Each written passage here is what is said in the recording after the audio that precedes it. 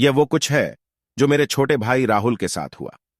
उसकी एक आदत थी कि वह अपनी आंखें नियमित रूप से हिलता रहता था, जैसे कोई जिसकी आत्मसंवाद हो।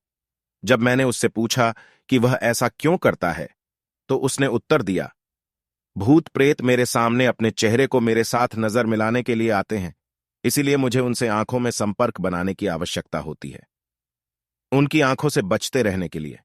हालांकि उसके सामने कुछ नहीं था। वह खाते समय भी अपनी आंखें हिलाता रहता था, जब वह सड़क पर चल रहा था, जब वह किसी के साथ बात कर रहा था। वह ऐसा लगता था कि जैसे कोई उसके सामने हो।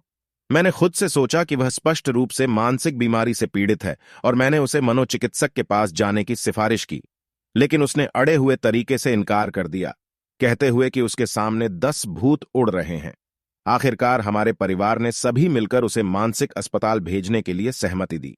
उसने दिखावा किया और बाहर निकलने की कोशिश की, लेकिन डॉक्टर ने उसे एक शांतिदायक दवा दी और वह तेजी से सो गया। हालांकि यही वो घटना थी जब घटित हुई। कुछ घंटे बाद उसने अपनी आंखें खोली और अचानक चीखते हुए अपनी आंखों को पकड़ लिया। आह, हमारी आंखें मिल गईं! वह दर्द में घूमता रहा।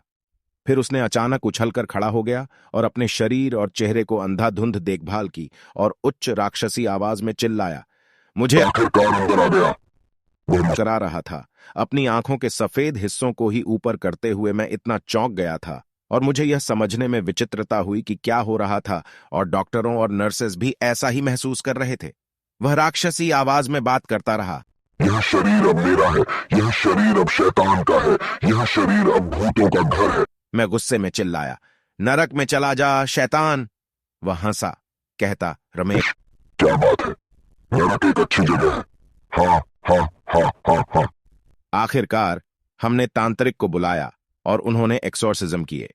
तांत्रिक ने कहा कि राहुल ऐसी आंखों से पैदा हुआ था जो भूतों को देख सकती थीं, और उन्होंने कहा कि उसे शायद अपने जीवन भर भूतों को देखा होगा। मुझे समझ में आया कि यह कितना कठिन हो सकता है। आंसू मेरे चेहरे से बह गए। तांत्रिक ने अपनी आंखें एक रिबन से बंधी हुई होती हैं, उसके साथ एक एक्सोर्सिज्म किया। अपने सिर के चारों ओर राहुल बिस्तर से बांधे गए होते हुए तांत्रिक को डांपता हुआ चिल्लाया, मेरी आंखों में देखो। अगर मैं आपके पवित्र शरीर में प्रवेश करके पाप करूं तो भगवान कैसे प्रतिक्रिया देंगे? जब तांत्रिक ने पवित्र जल पर स्पर्श किया तो वह राक्षसी चीख के साथ चिल्लाया और धुंध आया, एक जलते हुए आवाज के साथ।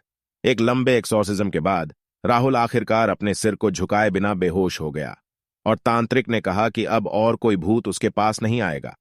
राहुल उठा और आश्चर्यजनक रूप से उसने अब और दूर नहीं देखा। उसने अपने संयम को फिर से पाया।